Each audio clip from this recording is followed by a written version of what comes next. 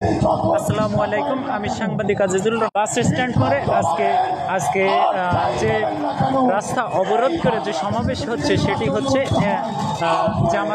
জামাত বিএনপির ঐক্য জোটের একটি সমাবেশ। বাগেরহাটে যে 4টি আসন ছিল তার পরিপ্রেক্ষিতে 3টি আসন করার দাবিতে সাধারণ মানুষ ক্ষুব্ধ হয়ে রাস্তায় অবরোধ করে আন্দোলন শুরু করছে।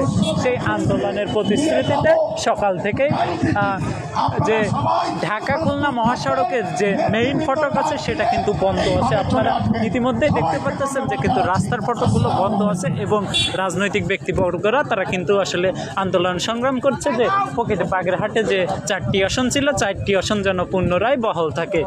আর এই প্রতিবাদে আজকে সাধারণ মানুষ তারা রাস্তায় নেমে আসছে। আমি যদি আরেকটু দেখাই যে বাগেরহাট আমার অপোজিটে আছে, যে এখন দেখা যাচ্ছে যে এটা হচ্ছে বাগেরহাট টু খুলনা মহাসড়ক, সেটিও বন্ধ আছে।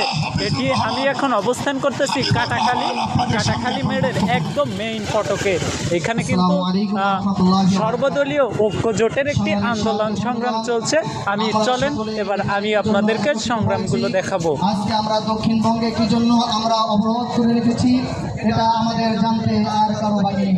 সারা বাংলাদেশ জেনে নিয়েছে আমাদের প্রাণের দাবি দক্ষিণবঙ্গের সংস্কারের জন্য 4টি আসনকে পুনর্বহাল করতে হবে।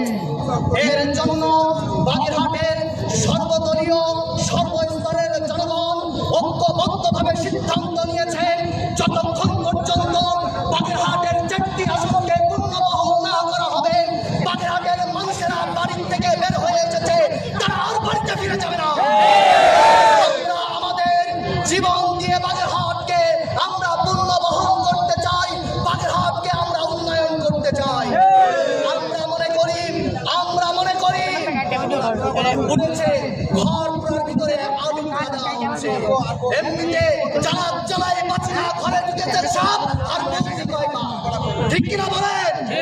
আমরা মনে করি সংস্কার করার জায়গা সংস্কার করার আর কিছু পান না। আগামীকালকেও তো আমরা দেখতে পাইলাম মিডিয়ার মাধ্যমে একজন প্রবাসীর বউকে ঢাকায় ধর্ষণ করে 2 জন বাচ্চা সহ তাকে নিয়ে তো ওখানে মেরে ফেলা হয়েছে। এখানে আপনারা সংস্কার করতে পারেন না। আপনারা এসেছেন কোথায়? জনগণের মাইন্ডকে নিয়ে খেলা করছেন, জনগণের সাথে তামাশা করছেন। আমি মনে করি এটা জনগণের মাইন্ড নিয়ে তামাশা করছেন। আমি এটা মনে করি নিশ্চয়ই কোন রকমের স্বৈরাচারের দোষরেরা উপদেষ্টাদের মন্ডলীদের ভিতরে আছে।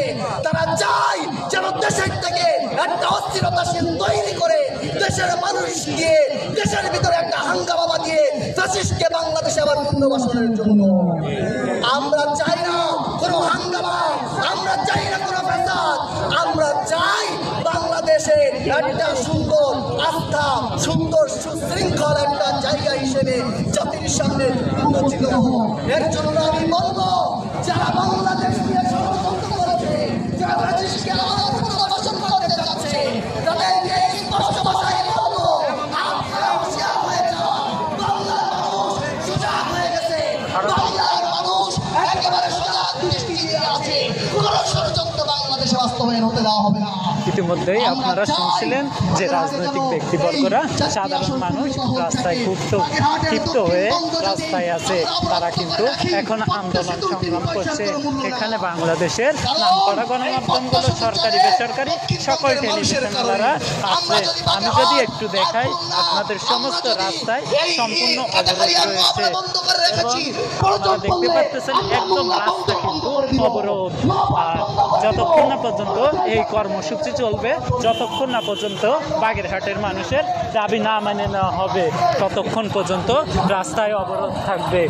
এই যে ইতিমধ্যে এটা সর্বদলীয় জোটের একটি আন্দোলন। আমাদের বাগেরহাটে 4টি আসন ছিল কিন্তু এখন 3টি আসন করায় সাধারণ মানুষ ক্ষিপ্ত। এটি হচ্ছে বাগেরহাট জেলার একদম মেইন সড়ক, আর এই পাশে হচ্ছে খুলনা, আর এই পাশে ঢাকার সড়ক। এই সব কয়টি সড়কই এখন বন্ধ আছে, যান চলাচল সম্পূর্ণভাবে বন্ধ রয়েছে। আমি আজিজুল রহমান, আমি বাগেরহাটের কাটাখালী থেকে সরাসরি আপনাদের সাথে লাইভে যুক্ত আছি। যতক্ষণ এই তাদের এই যৌক্তিক দাবি আমি মনে করি মেনে নেওয়া উচিত, কারণ এটি আমাদের বাগেরহাটের জেলার ঐতিহ্য এবং সংস্কৃতিকে নষ্ট করবে, আমাদের বাগেরহাটকে দ্বিখণ্ডিত করার চেষ্টা। আমি চাই আমার প্রাণের শহর বাগেরহাট জেলাকে যেন আমাদের দাবিগুলো পূরণ করে পুনরায় আবার 4টি আসন বহাল করা হয়। সকলে ভালো থাকবেন, সুস্থ থাকবেন এবং আবারও নতুন কোনো লাইভ নিয়ে ফিরে আসব। ধন্যবাদ সকলকে।